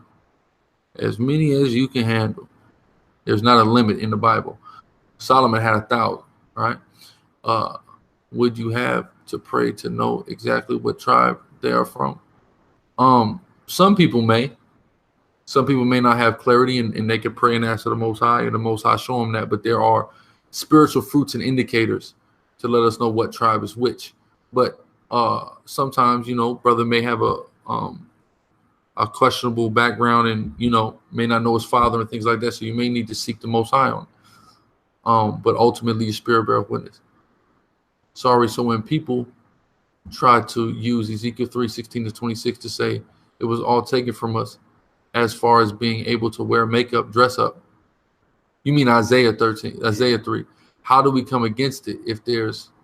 Well, the Most High said he was going to take it from you, and the Most High taking it from you in the time of slavery. In the time of slavery, all of that was taken from you. You see what I'm saying? But all of those curses, that doesn't mean that you can't wear those. If you have the ability to get it, then you can. I mean, there's nothing wrong with it. My father's from Louisiana, not Creole, though. Well, it just depends. You have to make inquisition upon your father's lineage, because you have a lot of Judites that moved to Louisiana because of how booming its economy is. But if you're a Levite from over there, it don't take a lot of inquisition to find that out, to find out that your family has a Creole background and things of that nature. It's not hard to figure that out. So if not, you're a Judite. Like, for example, Taza Mahmoud's grandmother is from Louisiana, but her people moved there. You see what I'm saying? And they don't have the Levitical background of either enslaved by French people who were there or Haitian people who immigrated to there after the Haitian Revolution. Priest, in another lesson dealing with the serpent, I believe you said Israel is the tree of life, whose leaves will heal the nations. If that's true, how does this work with the Garden of Adam? It's how it works. Adam's nation of people was the tree of life. And he was given dominion over those people, the same way Yahushua will have dominion over us as the kingdom. So during his time of rulership over those people and being the person in charge of ruling over that vineyard, so to speak, what occurred was he went off. So he was thrust out of power by his people, out of the garden. Yahweh is one. No, it is not a sin. Isn't that self-abuse? I mean, if you're a porn addict, you'll probably abuse yourself, and that's off. But technically, there's not a scripture that says it's a sin. So that's what I mean by, if we're going by letter of the law, there's not a scripture on it. What is Isaiah 66? Get Isaiah 66. You got it? Go ahead. Yeah, this book, Isaiah 66 and 24. And they shall go forth and look upon the carcasses of the men that have transgressed against me, for their worm shall not die, neither shall their fire be quenched. I think it's Tophet. Yeah, there's going to be a location in the kingdom of heaven, meaning in Israel, when we're in rulership, that's going to be like a miniature lake of fire that people will be thrown in and be tormented in. So that's what that's talking about. When the Most High prevented him from eating from the tree, saying, Adam, yeah, the tree of knowledge of good and evil is different from the tree of life, meaning go and deal with that nation and exchange information with them and make covenants with them. That's what that meant by him not eating of that tree. All praise the Most High.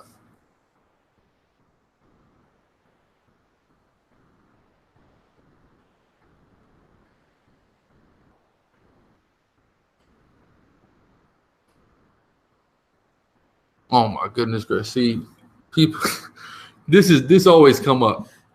Listen, man. Listen, I put my hand over my mouth dealing with that situation, man. Ask yourself that. Are you convicted after you indulge in that? All right, what would Jesus do? Are you convicted by it? You know, they didn't have Pornhub in the Bible. You know what I'm saying? So that ain't exactly covered. But a lot of people, if you get convicted by certain things, maybe that's something that you shouldn't do. You should really ask yourself that. Did Christ teach reincarnation? Of course. He gives us a verbatim example of it.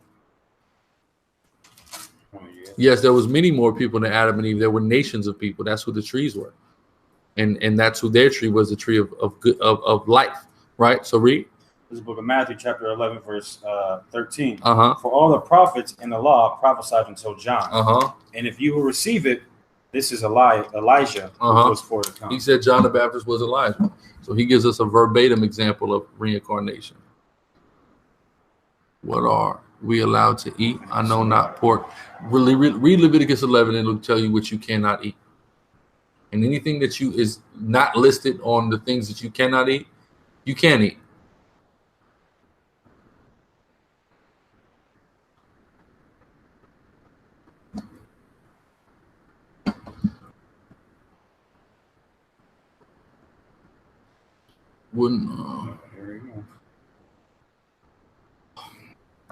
No, because those are prostitutes that you're looking at. So that wouldn't necessarily fall under that. That's why I say if you're convicted by it, ask yourself. The average person knows there's something off about indulging in such a thing. So, I mean, that should, some things are a law to, you have a law to yourself, man. Right? Final question. Is smoking weed a sin? Yes. Give me Corinthians. Old Testament only Israelites will say the law doesn't teach against it. And they'll quote herb scriptures. Where in the herb scripture does it say to burn an herb? Right. That's abuse. Go ahead. Oops, sorry, I got the wrong one. Let's see. Brother just got to ask me. Yes, there is, Yasmin. There are plenty of scriptures that describe that. Then we're going to have to go to Romans 10 for Yasmin, but do that first. This book of 1 Corinthians chapter 3, verse... I mean, 2 Corinthians. No wonder. Yeah, my fault. My apologies, family. All right. 1 Corinthians 3 and 16. Yeah, you feel what I'm saying? It happens so often. It's kind of crazy, guys. I mean, it's clearly a problem, which is why guys should identify, like, maybe I shouldn't deal with that because it's a problem. But go ahead. It says, know ye not that ye are the temple of God, and that the Spirit of God dwelleth in you? If any man defile the temple of God, him shall God destroy. You see that? Him shall God destroy. What does that mean? That means that you're destroying your temple when you're smoking weed and doing any drugs. You're practicing witchcraft, because also that deals with sorcery and things of that nature. You're defiling your temple. You are killing yourself. You a nigga smoking weed and thinks, oh, nigga, this cures cancer. You're an idiot, man. Research it. It doesn't. It causes cancer, bro. It doesn't cure cancer. It alleviates the pain of chemotherapy. Right. That's what it does, by getting you high so you forget about it. That's all. Outside of that, it actually gives you cancer-causing cells. One joint has 4 times the carcinogens a cigarette has. Bet you didn't know that. So no, smoking a cigarette, but Old Testament only niggas love weed because they're all bugged out doctrines love weed. Right. Yasmin, the 2/3 will be born back in the kingdom. We'll prove it. Yeah, I was just about to say something. And before that, when I first came to the truth, the first week I came to the truth, trust me, I tried to find a scripture that could prove I could smoke weed. I tried, and it didn't exist. That's right. All right, when you go into, because I did a lot of research concerning that, going into carcinogens and really tar, which builds up in your lungs when you smoke stuff like cigarettes, right?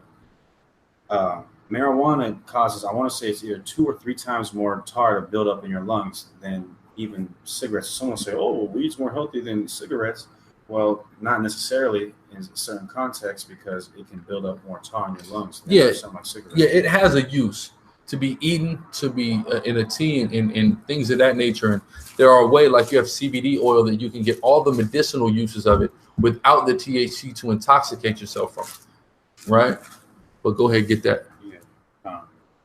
This is the book of Romans chapter 11, verse 26. And so all Israel shall be saved. What? All Israel shall be saved. Sister, all Israel shall be saved. So even the 2/3 will be saved. Read. As it is written. As it is written, because it's a promise that the Most High gave us. Read. There shall come out of Zion the deliverer, and shall turn away ungodliness from Jacob. So the 2/3 will be godly in the kingdom, right, when they're saved. Somebody asked, oh yeah, that is a reference to the northern kingdom. What is a woman's role about? A woman has many roles. Depends on, she could be a widow, she could be a single woman, she could be a mother, she could be a wife. There are many roles for sisters in the scriptures, and not just one. I'm still learning. All praise Yahweh. Like I said, I'm still learning. Beautiful, beautiful. Baby lips. I understand. I understand the sad face, man. You ain't got to explain that. I get it. Can you break down Isaiah 56, son of the stranger? Well, let's go to it. Let's go to Isaiah 56. Let's look at Isaiah 56. But no, for the rate, it's not addressing Israelite foreigners. Go ahead.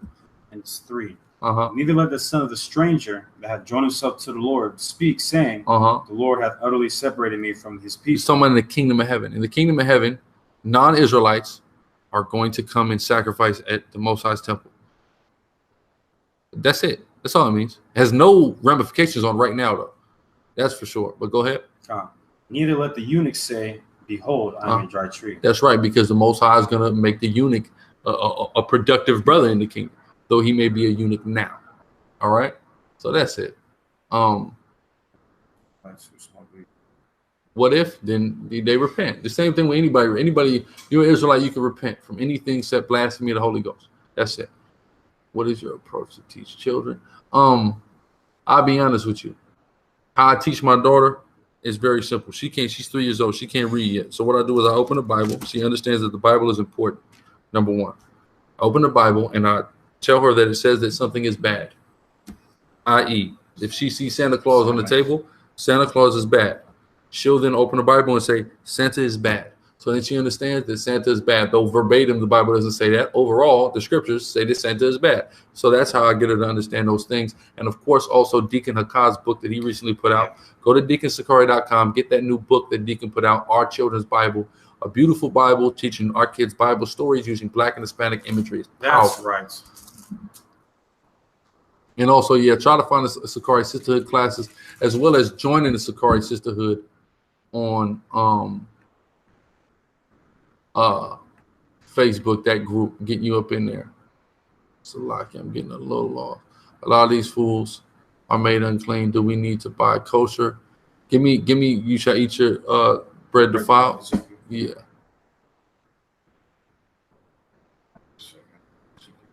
Fruit of the spirits, the whole fruit of the spirit thing is really the law of working good things in you, but your spirit also has a spiritual fruit, as in, that attests to the type of brother that you are, So that in that instance, it'll testify of what tribe you're from. It happens all the time. All the Gadite brothers I know act the same. Don't matter what Gadite tribe they descend from. All these brothers are the same. All the Levite brothers I know, all the Benjamite brothers I know this. And we had a council earlier. Benjamin's on there ravening like a wolf. But niggas want to deny the chart. That's crazy to me. Go ahead. This is Ezekiel 4:13. And Yahweh said, even thus shall the children of Israel eat their defiled bread among the Gentiles. Our bread is defiled. You can go get kosher food, halal food, any damn food you want. Guess what? It's defiled. Ain't no way around it. right? Just know that don't eat. If you see somebody put a piece of bacon on your goddamn thing, don't eat it. Right. There's bacon on it, don't eat it. But if you got it, it looks good, and you don't know, you can't substantiate whether it's been offered to an idol, go ahead and do your thing. What was Sam's Hebrew name? Shamash one, I believe. Sister asked, basically, what's the point of being righteous if you're an Israelite because you know you're going to be in the kingdom?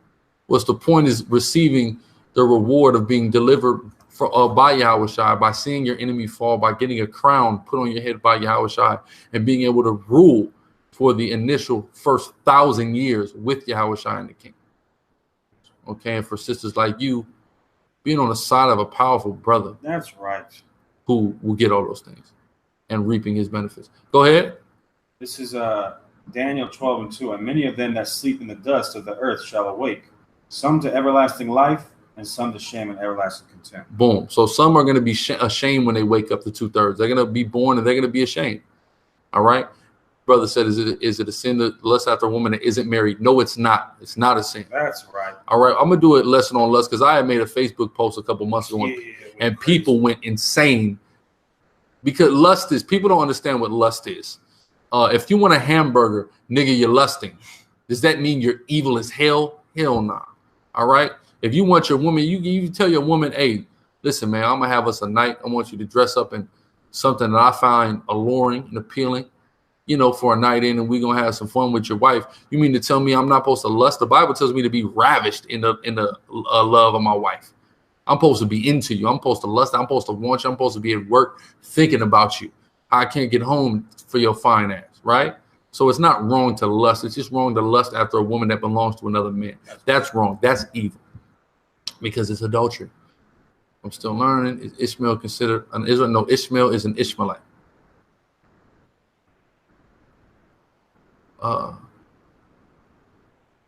2/3 man still got to be greater than the woman.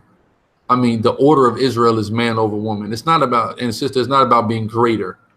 It's just about order. So every Israelite man will be over woman. Every man on the planet is going to be the head of their household because we're going to set the world in order. Where you look is on YouTube. Go ahead. I think she's what she's trying to say is, well, is a 2/3 man going to be more blessed than a 1/3 than woman? A 1/3 woman? No, because you're going to be joined to a 1/3 man. Exactly. So you're going to reap all the blessings of that brother. A strong going back into the world is unforgivable. I can't say that for sure. I would say I wouldn't play with it though. With all nations, including us, remember all their past lives. I can't tell you that for sure. So I'll put my hand over my mouth for that one. I would assume so, but I couldn't give you a definitive biblical answer. What do you say to the other councils that say nations like natives aren't the tribe of Gad, Mexicans, etc.? And where can we find this info to disprove this? I say that they're out of their damn mind and then begin to go into the Bible and the history to disprove them. Right. We have all kind of videos on our page. Just go to SICARRI, type in SICARRI, go to all our pages, this one, SICARRI Water, and the main SICARRI page. And you'll find an endless amount of information proving all the tribes through the spirit and power of Yahweh Shem Yahushua.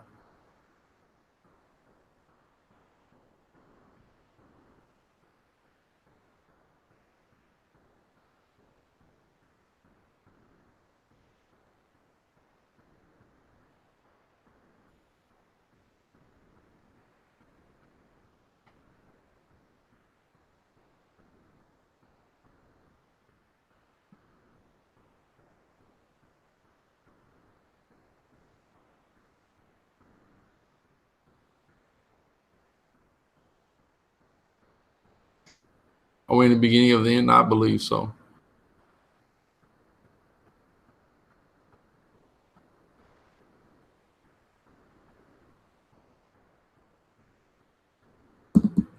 No, sir, we got the questions. Come on, come on. Y'all get them while you get them out now.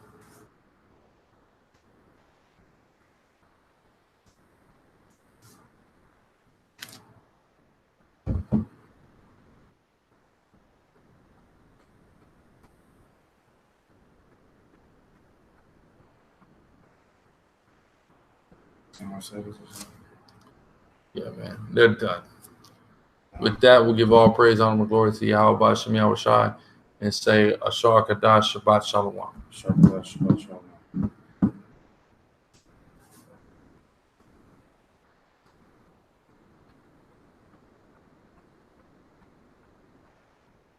No salvation for Esau. Daniela, I'm not understanding your question. Text it to me. Y'all was when I was getting ready to answer that, but it's too late. Shalom.